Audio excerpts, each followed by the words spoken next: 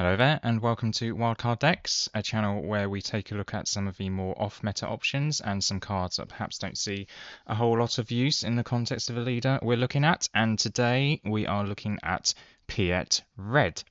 Now, as you can see from the title, it is already a bit unorthodox because it's not everything is Separatist, but we do have a strong Separatist core. We also do not have any ramp whatsoever, because I find it's not particularly necessary when you're going the red aggressive route, and I prefer to be able to get some damage in early as well. So if you're taking turns off to get your resupplies and super laser techs going, then you're not pushing in damage. And because that's the game plan, you're probably going to catch your opponent off guard, because they'll be thinking, whoa, he's actually playing ground units. What's going on here? So yeah, let's get into the deck proper. So Admiral Piett, what does he actually do? When he's not deployed, you can play a capital ship unit from your hand, and it costs 1 less. The cheapest capital ship we have is a 5 base cost, so that means it is a 4 resource play potentially. And then the most expensive we've got is a 9 cost. So if a game is dragging on a bit and Piett has been defeated or isn't deployed, then you can get it down for 8. When he's deployed at 5, which is quite a nice spot for him, and in this deck, a 2/7, so he's not going to be winning any awards for power, but each capital ship unit you play costs 2 less. So you have the potential on 8 resources to play 2 Ruthless Raiders in one phase, which is pretty tasty. I'll be honest, he's not actually that important on his deployed side because of the way we're playing this deck. If you are able to deploy him on 6 resources perhaps and then get a Devastator out, then happy days, but your opponent will probably see him as more of a threat than he actually is. So they end up wasting actions and resources taking him out because they're afraid of what you might be dropping, but it's not actually integral to the deck, which sounds a bit nuts, but I say this is a bit of a different Piett deck. We're going with Thermal Oscillator so that we are able to hit the most important pieces more consistently and quickly. It's 27 HP, so a little bit more than Tarkin Town, which is generally the only rare red base that gets used. And your minimum deck size is decreased by 5 cards, so it's a 45 card deck. Onto the ground units, and as I say, we have a few that probably don't really see any use whatsoever, and especially not with Piett. So Series Officer, I'm always been quite a big fan of this card when you're going for an aggressive deck. 2 cost, when defeated, deal 2 damage to a base, so you're pretty much guaranteed to get some form of value out of it. Viper Probe Droid, I should say, spoiler, we've got a lot of droids because we've got the invisible hand, so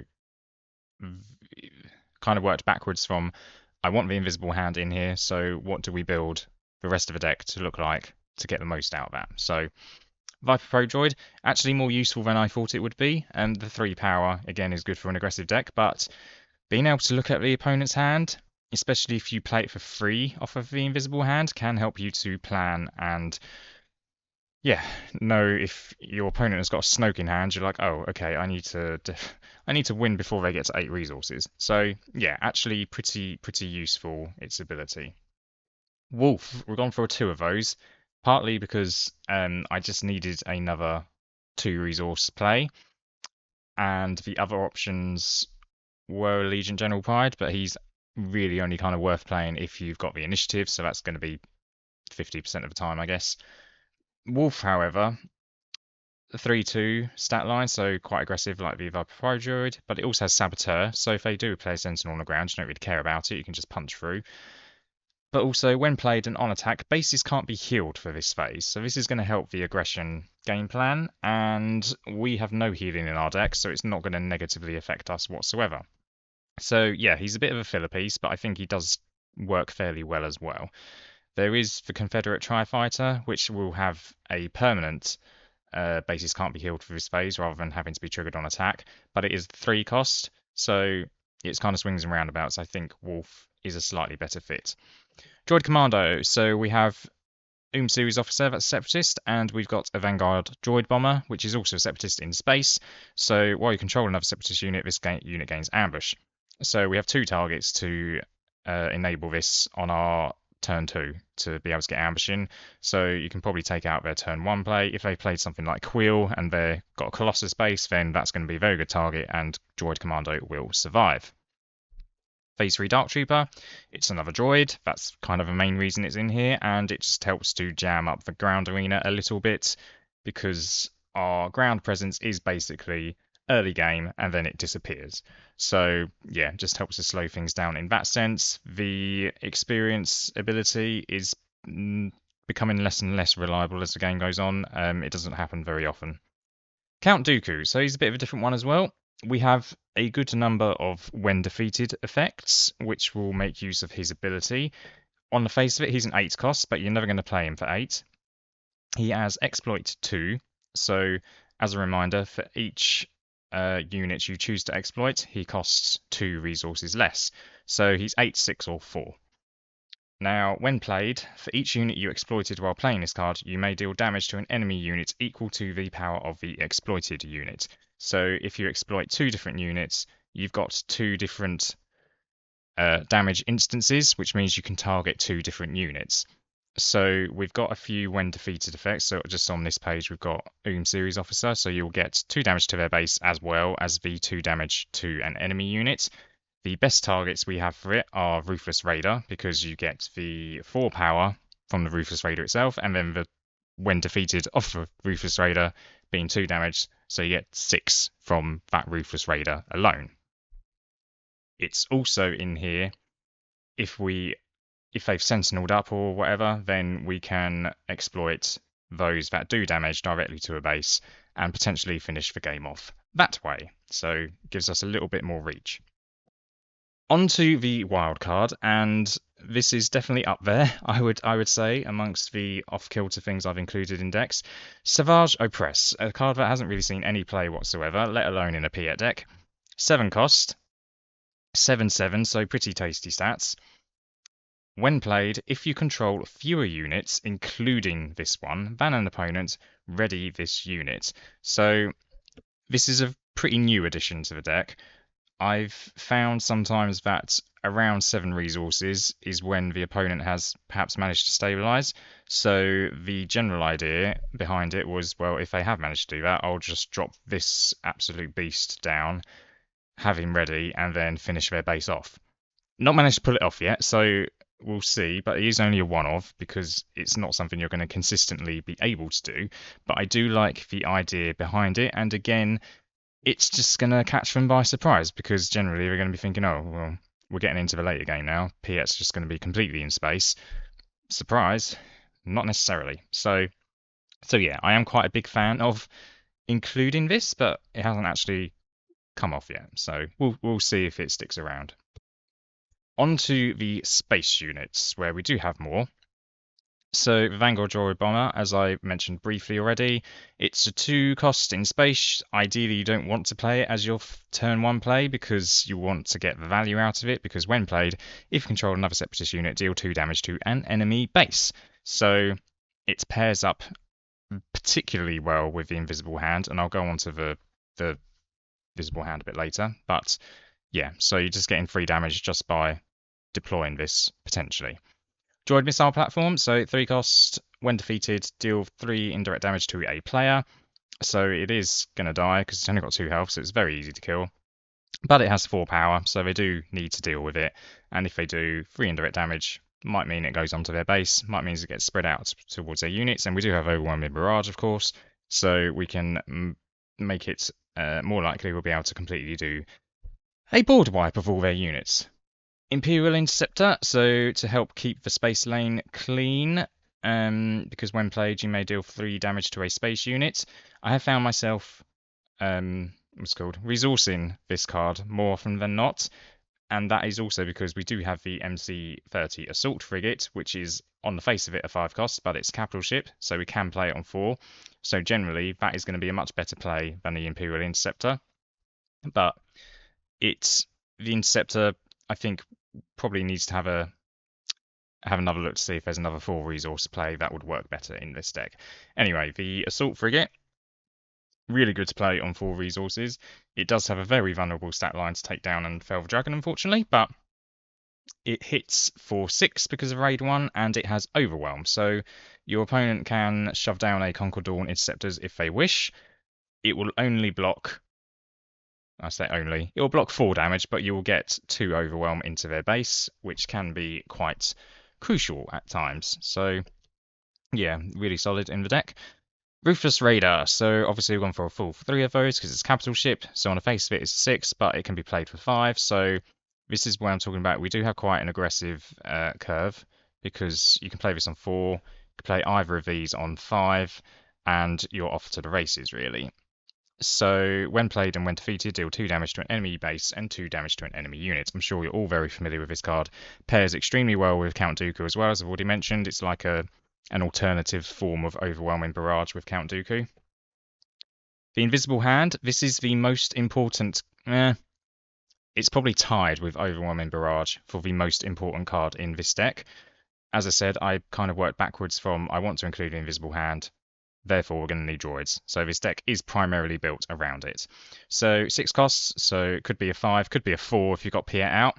It's 6/6, so aggressive stats, and when played, and when this unit completes an attack and survives, so you can kill a unit, but if the Invisible Hand dies in the process of killing that unit, then the ability will not activate. You may search for the top 8 cards of your deck for a droid unit, reveal it and draw it. If it costs 2 or less, you may play it for free. We'll go on to all of the droids in a second combined with this, but if you're against control, for example, then this just helps you to spam out units. It can help with card draw as well, where you might need a Sentinel on the ground so you can get the Phase 3 Dark Trooper. But yeah, being able to get this down earlier than any other, well, I say any other deck, Count Dooku can get it down even earlier than Piett, but yeah, if you get this out on 5 resources, you're in a very good spot, especially if it survives for an attack. Arquitton's Assault Cruiser. So gone for 2 of those. It comes in with Ambush at 7 power. So with Piett, if you've managed to deploy him and he's still around on 6 resources, then you can play this for 6. And when it attacks and defeats a non-leader unit, put the defeated unit into play as a resource under your control. So this can be a nice little bonus to activate, but it's mainly to come in, get immediate value, perhaps take a Space Sentinel out, so that the rest of your space fleet can then attack into base. On to the next 8 resource play, Devastator. So I've only gone for one, well, I say I've only gone for one. I only have one, so that's kind of by default. 9/6, just ridiculously aggressively statted. You assign all indirect damage you deal to opponents, and when played, deal 4 indirect damage to each opponent. So can be a bit of a mini overwhelming barrage when it comes in. You might decide to dump it all on space. Depends what the game state is like at that point. I've not been too impressed with the Devastator because in my experience, it kind of gets deployed and then is just dealt with immediately. So maybe I just need to work on my timing a bit better. But yeah, I'm not sure I would go up to more than one of this anyway. I think actually the Arquitton's has been more reliable for me. On to our final space unit, and it is a Relentless. So it's a 9 cost, but again with Piett, it could be 7, it could be 8. It's an 8/8. We don't massively care about the stats though, to be honest, because it's all about its ability. The first event played by each opponent each round loses all abilities. So if you're against a control deck, this is like the worst card they don't want to see. One thing to be aware of is if you don't have the initiative and they play an event and then you play Relentless, well, they've already played their first event. So if they play another event, it will take effect. Just something to bear in mind that might catch you out. So let's have a look at the Invisible Hand with all the droids in the deck that we've got. So we've got the which you can play for free because it's cost 2. Same with the Vanguard Droid Bomber. The Vanguard Droid Bomber is particularly tasty because if you manage to hit the base with the Invisible Hand, where you've done 6 damage, then play this out. You've done 8 damage in one action, which is for a 6 resource play, potentially 5 resources with Piett, of course. I don't think there's anything else that can really do that in the game. So yeah, very good. The Probe Droid, which can help you plan in the future and your resourcing options, etc. And then we come to the 3 resource plays, which you wouldn't be able to play for free. It would just come into your hand, but is sometimes the right option to do. So if you're needing to get the ground arena a bit more under control, then the Droid Commando and the Dark Trooper is what you'll go for. And then if you've got literally no other targets, then the missile platform is probably the last option you would want, really, because none of them, it doesn't have an immediate impact on the game when it comes down. So yeah, we've got a good number of targets. It's very unlikely that you will not get one of these in your selection because, again, we've got a smaller deck size. So yeah, that's what the whole deck is built around. Onto the events. Stay on target. Attack with vehicle units. It gets +2 and gains when this unit deals damage to a base. Draw a card. Helps with card draw to help with our aggressive curve. But yeah, it's just a nice option. You do have to be in the right spot to do it. Sometimes I end up resourcing both of them, but it's fine. Open fire, deal 4 damage to a unit, so you can just clear out a sentinel in space and then just smack into base afterwards. If the ground arena is getting a bit out of control, then you can use it on there as well. And then, of course, Overwhelming Barrage. It's essential. If you don't draw Overwhelming Barrage in your game, you're possibly going to lose. But again, 45 card deck, that makes it much more likely we will be able to get this. So missing pieces, I think there's only 2, and I'm not entirely sure what I would ditch for them, but I would find a space for it. Turbo Laser Salvo, I would probably only go for one of them because it is 7 resources, but choose an arena, a friendly space unit deals damage equal to its power to each enemy unit in that arena. So this will give us another ground arena wipe, ideally. So you'd probably be looking to use this on the Invisible Hand. 6 damage to each ground opponent is going to be pretty tasty and probably wipe it out at that point in the game. And then Devastator. I think I'd probably only fit 1 in, maybe another in the sideboard perhaps. 10 cost, but with Piett, probably with how we play this deck, you'd get it out for 9. So when played, you may deal damage to a unit equal to the number of resources you control. So it's going to be 9 damage. We're still going to take out pretty much everything, unless you're against another Piett and they played the Devastator out, and they've probably ramped to it. So yeah, but Sentinel Overwhelm, unless they got Felver Dragon and deal with it straight away, this will win the game when you attack with it. Some of the other options, now bearing in mind this is an off-kilter Piett deck, so the other options are in line with that. Scanning Officer, this would probably come in for Wolf if you're against the likes of Quinlan, a Han 1 deck, it's just anything that's going to have a decent amount of smuggle. Gar Saxon, Karrde Bane, if they've got the likes of Bazine and Hotshot Blaster in their resource row, then this will put them quite far behind, because if any of the resources that you reveal has smuggle, then that is defeated, and the resource that comes in is exhausted. So you've spent their resources for them, basically. The other thing to note is if they've played tech, then every single resource they've they have has smuggle now. So it doesn't even matter what you pick, you're defeating 3 resources. So could be very tasty. Confederate Tri-Fighter, I mentioned it a bit already. It's 3/3, so it's alright. It is a droid, and bases can't be healed. So if we are against like a high restore deck, you could side this in, and it is a droid, so you can get it off Invisible Hand. It would only come into your hand rather than being able to play it for free, but yeah, it will allow you to go searching for it. Now, because we're not playing any ramp whatsoever, Cham Syndulla could be an option. Again, more of a sideboard option rather than being main deck.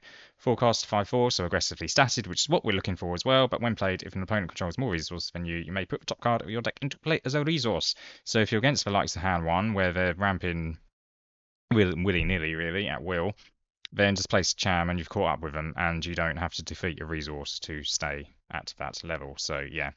Pillage, I'm not sure how I would fit this in. Maybe this would... this should be an instead of Imperial Interceptor now, that I'll think about it actually. But this would be good against control. It would be good. I wouldn't mind taking a turn off of deploying units if we have the Invisible Hand to play the next phase, because then the Invisible Hand is going to start spamming out units for us. So the fact that we've taken a turn out to discard some of their hand, that could work quite well. Planetary Bombardment, so this was initially in the main deck, but I haven't been able to really pull it off consistently or in a spot where they don't have any units so it all goes onto base. Obviously, it's very good with Devastator, but we're not going all in on the Devastator plan. So yeah, I think it would probably be, again, a sideboard option, and if you're against control, then have at it. It's going to be very good with that if they're not playing many units. But yeah, Aura Sing, a bit like a Savage Press, a bit of a theory piece, because when an enemy ground unit attacks your base, ready this unit. So depending on what state the game is at, if you're not very far away from killing their base, they're not, which at 7 resources, you probably shouldn't be too far away from finishing them off, then they're going to have to deal with her. They can't attack your base on the ground. So again, more of a theory piece. I haven't tried it out properly, but yeah, could be good depending on the matchup. And then Maul. So this is probably the most consistent 7 resource play that you would have. He'll be more consistent than Savage Oppress.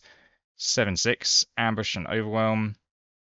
His on attack ability is not going to come into effect because let me just double check. We don't have any Underworld units, do we? If we did, oh, we've got Savage, didn't we? But that's not really gonna happen. So yeah, it would just be Savage. But yeah. Anyway, so yeah, Maul, he can come down and kill any. I'm gonna say any 6 resource leader off the top of my head. No, that's not quite true, is it? It's Cad Bane and General Grievous, but kills the vast majority of them. So helps to stabilize ground if need be, and possibly get some overwhelm damage onto their base. So I would probably recommend that Maul replaces Savage overall, and then have Savage in the sideboard instead, and then depending on what the game has gone like, swap them out as needed. So yeah, that is the deck. As I say, it's quite unorthodox. I think it has a very tight game plan that is quite consistent and pretty difficult to stop. I've had pretty good success with it, and it has become a candidate.